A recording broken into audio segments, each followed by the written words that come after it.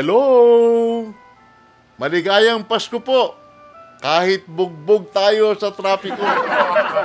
Ito namang si MMDA Chairman na si Emerson Carlos, nangako na ngayong Pasko ay luluwag kuno ang daloy ng trapiko. Kasi raw, sa kanyang kahusayan, ay nakakuha daw po siya ng 15-day moratorium ng DPWH na wala munang road repair. Wow. Ay naku, kung mawawala naman yung road repairs, paano mapapaluwag ang trapiko kung hindi tatabunan ang mga nakatenggang hinukay?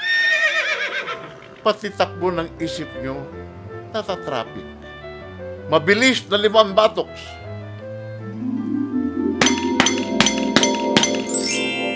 Merry Christmas po sa inyong lahat.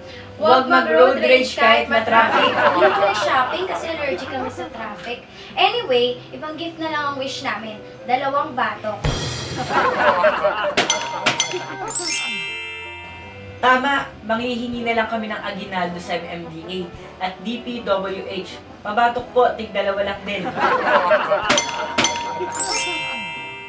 Makibaka. Huwag makibaboy.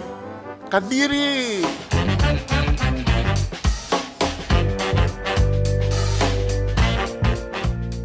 Taxes? May solusyon si Tito Boboy si Huko. Ibalik ako as your presidential candidate.